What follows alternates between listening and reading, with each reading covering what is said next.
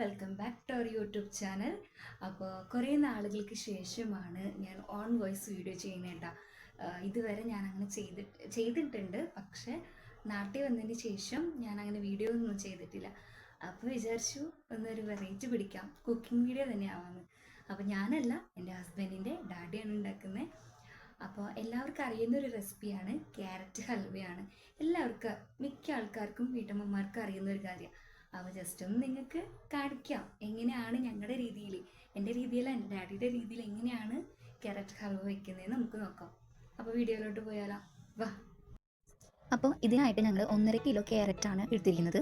അത് 2 സെക്ഷൻ ആക്കിയിട്ടാണ് മാറ്റി വയ്ക്കുന്നത്. അത് ഒന്നാമത്തത് ഞങ്ങൾ ഇതുപോലെ വേവിക്കാൻ വെച്ചേക്കാണ്. ഒരു 10-15 അടിയോളം ഞങ്ങൾ കുക്കറിൽ ഈ ക്യാരറ്റ് വേവിച്ചിട്ടുണ്ടായിരുന്നു കേട്ടോ.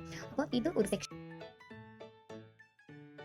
അത് വെന്തതിന് ശേഷം ഞങ്ങളത് മാറ്റി, അത് നമ്മൾ നന്നായി ഒരു പാത്രത്തിലേക്ക് മാറ്റിയിട്ട് നന്നായി അത് ഉടച്ചെടുക്കുക.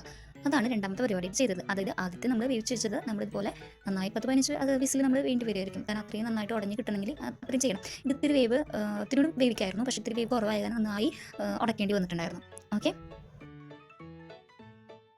അപ്പോൾ ഇങ്ങനെ ഈ ഒരു പരുവത്തിൽ ഇതിന് ഇനിയും നമുക്ക് ഉടക്കേണ്ടി വരും. അപ്പോൾ ഈ ഒരു പരുവത്തിൽ നമ്മൾ നന്നായി ഉടച്ച് ലെവലാക്കി വെച്ചു. അത് കഴിഞ്ഞതിന് ശേഷം നമ്മൾ അടുത്ത ട്രിപ്പ് നമ്മൾ വെക്കാൻ കേട്ടോ, ഒന്നുകൂടി വേവിക്കാൻ വെക്കുകയാണ്. നമ്മൾ 2 സെക്ഷനായിട്ടാണ് മാറ്റി വെച്ചത്. ആ ട്രിപ്പും വേവിച്ചതിന് ശേഷം അത് എടുത്ത് മാറ്റുന്നതാണ് കേട്ടോ. ഞാനിപ്പോൾ ആദ്യത്തേത് മാറ്റി വെച്ചതും പിന്നെ ഇപ്പോൾ വേവിച്ച് വെച്ചതും അതും കൂടി നമ്മൾ സ്മാഷ് ചെയ്ത് രണ്ടും കൂടിയിട്ടുള്ളതാണ് ഇപ്പോൾ ഞാനിവിടെ എടുത്ത് ചെയ്യുന്നത്. നമുക്ക് ഇനി അടുത്തത് എങ്ങനെയാണ് അത് ഉണ്ടാക്കുന്ന രീതിയിലേക്ക് പോകും. അപ്പോൾ അതിന് നമുക്ക് വേണ്ടത് പാല്, 2 പാക്കറ്റ് പാലുണ്ട്. അപ്പോൾ അതൊരു 1 ലിറ്റർ പാലുണ്ട്. പിന്നെ നമ്മൾ അടുത്തത് ഉരുളി നമ്മൾ അടുപ്പം വെച്ചു. അപ്പോൾ അതിൻ്റെ തൊട്ടടുത്ത് ചോറ് വെക്കുന്നുണ്ട് കേട്ടോ. അണ്ടിപ്പരിപ്പ്, മുന്തിരി, ഇതൊക്കെ നമ്മളിലേക്ക് ആവശ്യമാണ് കേട്ടോ. അപ്പോൾ നമ്മൾ നെയ്യ് വെച്ചു. ഡാഡി അവിടെ കിടന്നിട്ട് ഇങ്ങനെ പറഞ്ഞു തരുന്നുണ്ട് എങ്ങനെയാണ് നമ്മൾ കാര്യങ്ങൾ ചെയ്യേണ്ടത്, എങ്ങനെയാണ് എത്ര പാല് വേണം, എത്രയ്ക്ക് എത്ര വേണം എന്നൊക്കെ. അപ്പോൾ നെയ്യ് വെച്ചു. അതിനുശേഷം നമ്മൾ അണ്ടിപ്പരിപ്പും മുന്തിരിയും കൂടിയിട്ട് നമ്മൾ വേവിക്കാനായിട്ട് ചെയ്യുന്നത്. അതായത് നമ്മളിങ്ങനെ റോസ്റ്റ് ചെയ്തെടുക്കും.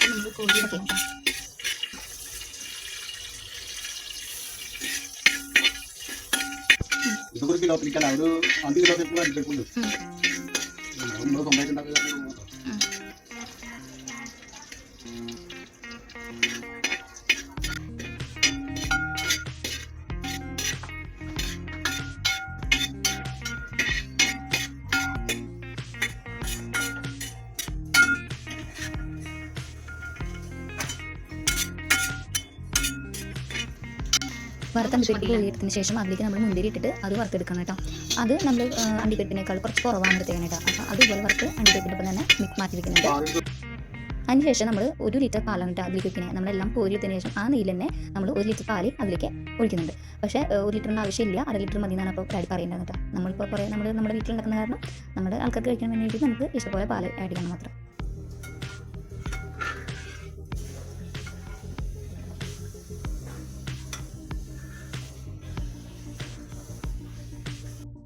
അപ്പോൾ നമ്മൾ ഇതിലേക്ക് എടുക്കുന്നത് ഇത്രയും ഏലക്കായാണ് കേട്ടോ. ഒരു 4-5 ഏലക്കായാണ് എടുക്കുന്നത്.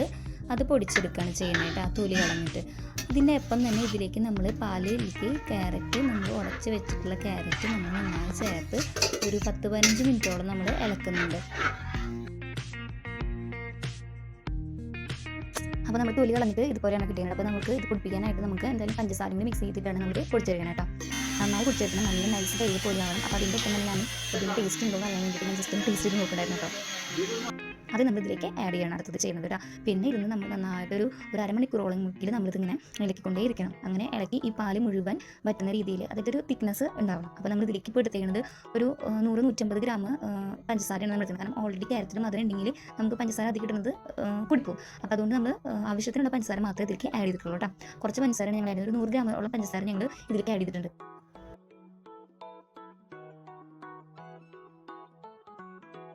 അതിനുശേഷം നമ്മൾ നെയ്യ് ഒഴിച്ച് കൊടുക്കുന്നുണ്ട് അടി പിടിക്കാതിരിക്കാൻ വേണ്ടിയിട്ട്. നമ്മൾ ഓരോ ഇല കഴിയുന്തോറും നമ്മളൊരു 10-15 മിനിറ്റ് കഴിയുന്തോറും നമ്മൾ നെയ്യ് ഒഴിച്ച് കൊടുത്തിട്ട് അത് സെറ്റാക്കണം ചെയ്യണം. അപ്പോൾ നമുക്കൊരു 1/2 മണിക്കൂറെങ്കിലും നമ്മളിത് വെക്കണം. കാരണം അത് അതിൻ്റെ തിക്നെസ് ഒക്കെ മാറി ആ പാലിൻ്റെ അതൊക്കെ പറ്റി ഒരു കളർ വരണമെങ്കിൽ ഒരു 1/2 മണിക്കൂറോളം നമ്മൾ എന്തായാലും ഇളക്കിക്കൊണ്ടിരിക്കണം. അപ്പോൾ നമ്മളെപ്പോഴും ശ്രദ്ധിക്കണം, കാരണം അടി പിടിക്കും. അപ്പോൾ അതുകൊണ്ട് നമ്മൾ ഇടയ്ക്ക് എന്ത് ചെയ്യുക, നെയ്യ് ഒഴിച്ച് കൊടുക്കണം.